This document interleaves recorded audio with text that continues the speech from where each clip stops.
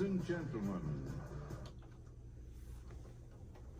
And this hour brought to you by Concerned Veterans for America. Joining us, Barack Zilberberg, Republican candidate for governor of Nevada. He'll be part of a gubernatorial debate January 6th in Reno. We'll talk about that before we get too far down the road. But first, want to welcome him back in. And you've been traveling. You've been talking to a lot of people. Yeah.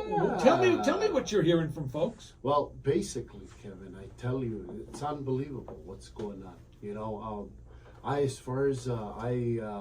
like I said, we're going on a debate. We'll talk about that. We're going on a debate January 6th. We're going to be over at Atlantis, and it'll be a very, very interesting debate. You know, so all of you out there, as far as that are in the region, please, you're welcome to come out. You know, see as to what each candidate has to offer, what to say, and it'd be interesting as to who's coming, and the rhinos especially that are going to be there in the debate as well. Will you call them out? Absolutely, I will. And then the rebuttals. Wow. Yeah. Well, depends. They say that they're gonna, have us in a room, just kind of, have a introductory to one another and what have you. But it still doesn't change my positions, is what I said. And I will call them out if I have to. If they get really, edgy with me and they, for some reason, scratch me on the wrong side, it's over, I'm telling you. Do we know yet what the format's going to be? Will candidates be asking each other questions? What's the deal? What it is, it's there's a moderator, and he's going to be moderating the They whole haven't called me yet, session. just yeah. so you know. Yeah, you should be the There moderator. you You go. should be the moderator. That would be very interesting. All it That'd be on the would list. cost him is a flight in a room. That's all I'm asking for. I tell you what, I'll give you the flight and the room if No. you want, You moderate it, that would be interesting, be really, really nice, for all of us, and I know you hit it where it is, that's all. Everybody hits it where you have to hit it, and that's where it is. It's the truth. Everything is about the truth, nothing else. Not as far as misleading or lying or as far as doing bad, to anybody. It's just the truth, simply the truth. Speaking of the truth, I want to get to something that I know you guys will be talking about on January 6th, and guys and gal, Michelle Fiore, and that is the Omicron virus. Oh, yeah. And now all of a sudden we have a new challenge, and we're going to have another booster, and the fear factor that we talk about every time that, Dr. Fauci talks about anything. What is there that a governor can do, that you could do, to help eliminate this fear factor that we have, that we're all trying to deal with? Well, basically, y'all, I just want to tell you out there, if you are going to fear and going in your car and going to the supermarket for essential goods that you need, or going to work, you have to go in your car. And if you're going to think that, hey, I may end up in a wreck or an accident, then why even get out of the house? It's very simple. If you're going to think that if I'm going to go out and I'm going to get this virus and that virus and this virus and all the viruses that they say exist, then why even go out of the house? We need to live as individuals, as human beings, and we have the obligations and the responsibilities for our families, for our children, for everybody out there, and we have to go out and do the things and the functions that we need to do. Go to work, provide for our families, for everybody out there, that is really true and meaningful, and also for yourself. Even if you're single, you're an individual, you have to hold your own weight, But these important things that you rattled off, the one thing you left out, and it's something that they're starting to try and scare us about again, and that is celebrating with your family at Christmas. That's uncalled for. I think it's a matter of comfortability of individual. If there's individuals that are comfortable or not comfortable, that's the choice of everybody out there. But there is no reason not gathering in these beautiful holidays that we have in our joyous events, and Christmas and all of the holidays that we have, there is no reason not gathering it with your family. You know, everybody's feeling right. Everybody's up and going. Everybody's, you know, all joyous. Everybody has good vibes and good energy.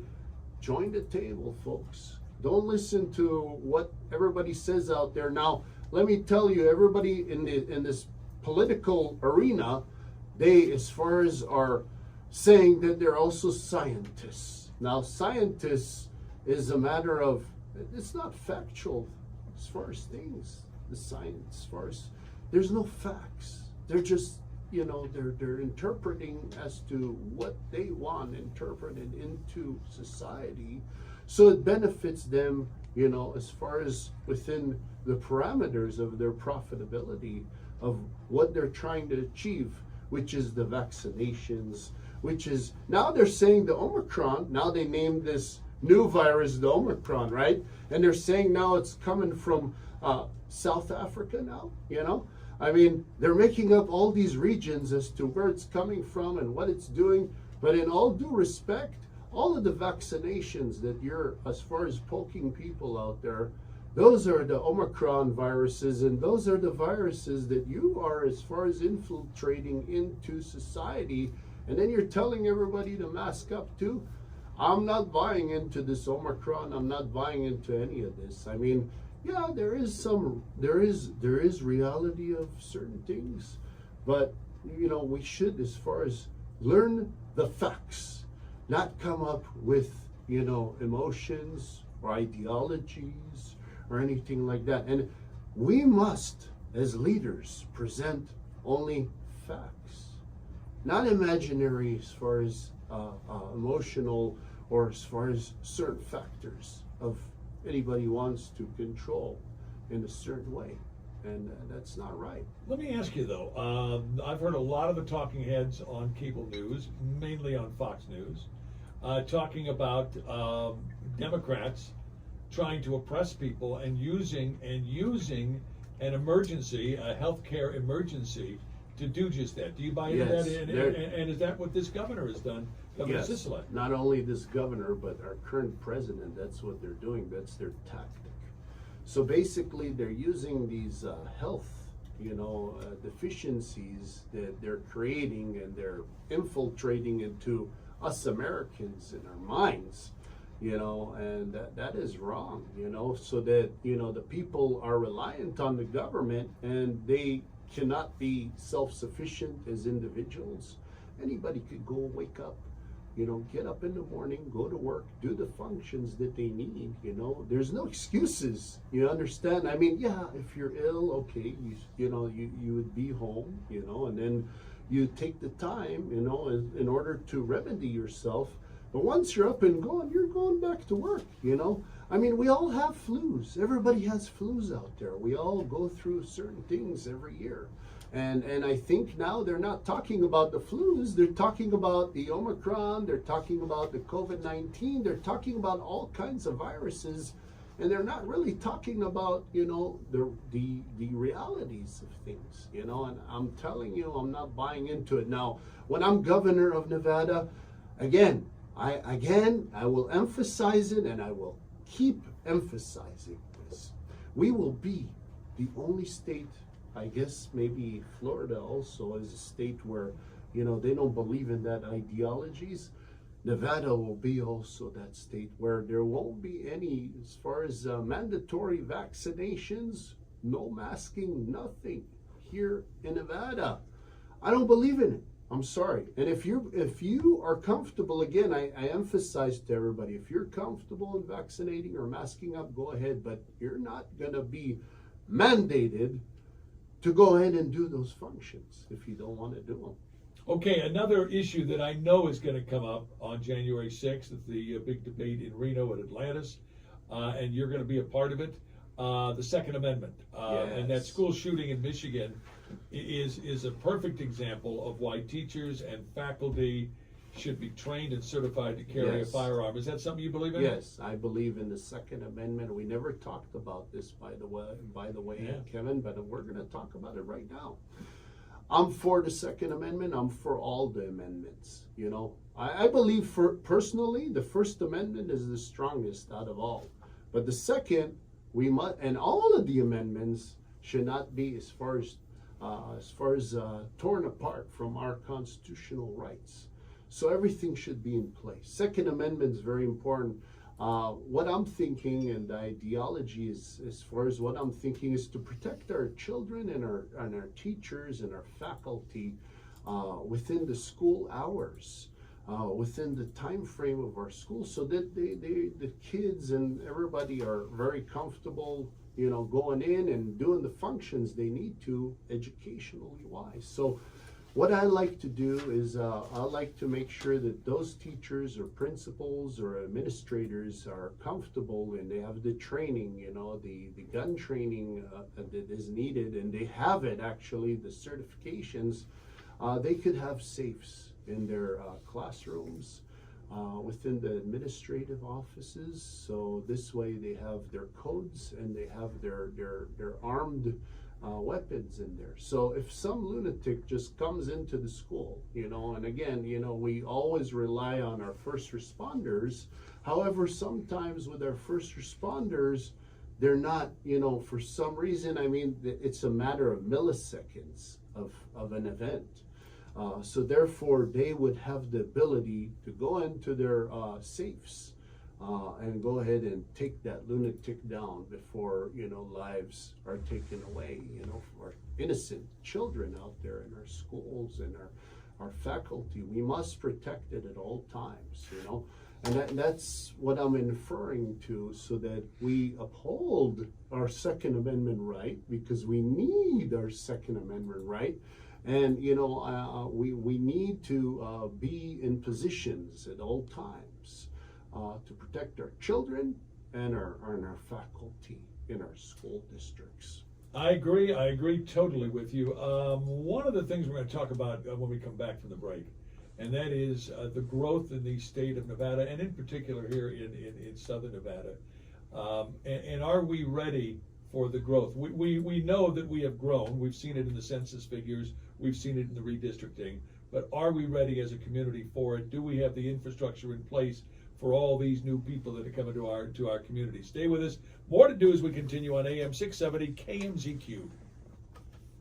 With pride, integrity, and honor, I'm running to be your next governor of Nevada. If you believe in freedom, our constitutional rights, and the Second Amendment, if you believe in abolishing critical race theory in our schools, if you're tired of the corrupt, dysfunctional politicians in Carson City who failed when they had opportunities to make Nevada better, if you want our You're the next Salvation governor to be Army a went true woke, American and now patriot, they're who's not a desperate for politician, but a donations. businessman, entrepreneur, Yeah, they estate were developer, and a accusing problem solver, white then people I of just am being the racist only just because they're choice. white. My name is Barak In essence. Zilberberg. I am a Those are my visionary words, not with a theirs, proven but- track record that's of wrong. bringing Yeah. people together. They, Please visit my on their website, they barak have since zilberberg.com. taken it down, but That's barak they basically said, zilberberg.com. hey, white Invest people in need the to bright acknowledge future that of Nevada. racism Paid happens, for by and Friends for Barak they should Zilberberg. repent their sins or whatever. Do you have a hard?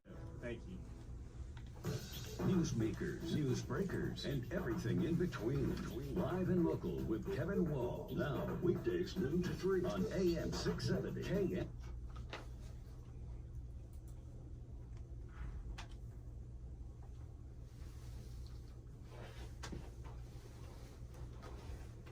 The next governor of the state of Nevada, and Barak Zilberberg may be that man or woman, that governor is going to face, I think, a crisis, because we are growing. We know that from the census figures. But do we have the infrastructure available for all these new people coming to our state? Barak Zilberberg joining us in studio, and what about it? Are we prepared for this? No, we're very far behind, you know, in regards to supplying and providing the essential goods and the needs for all of, as far as the influx population coming in here to Nevada. It's insane. We don't have water. We don't have enough water for everybody, and then furthermore, I mean, it's just we don't have enough needs for the influx population. So we need to, as far as be ahead of the game. And in order to be ahead of the game, our current governor, he just doesn't have the ideology or anything in regards to facilitating those type of needs for the amount of people coming in here. Is there a plan? Is there a plan in place somewhere? Yeah, well, basically, what I like to do is I like to make sure that we have enough water. You know, that's number one. Water is huge. That's a must. Secondly, our school district, it's already poor, and by it being poor, you know, with the influx population coming in here, it's not really inviting for, you know, parents to put their children in our school districts, you know, because we're so poor in our education. And I like to talk to you about what's going on here. I mean, it's a circus act. You know, last time we said that Jara was out. Now Jara's back in, and then remember I told you that he wants $2 million cash out to get out, you know. So I guess it's all about money for them. It's not about, you know, the children. It's not about, you know, the people. But once I get in office, things will change, you know, and I could, you know, do, you know, stuff and functions that no other, you know, we could go ahead and rally and bring up our flags, and you know, we could do the things that the functions that we do out there. Yeah, you can, but really, when you get in office, that's when you can do wonders, you know, just for the stroke of a pen. And not only a stroke of a pen, you could zero a lot of things out, you know, throw a lot of things out the window. And furthermore, clean house, okay? Clean the corruption, clean house. We need to clean, you know? Get everything all immaculate and get good people into our public service, our public servant sector. You know, people who have a heart and a soul and actually want to do good. You know, those are the kind of people we need in office. And just clean house. We just need to clean house, you know. Before we let you go, I want to ask you, because all of us are celebrating the fact that we're going to get a Super Bowl here in 2024.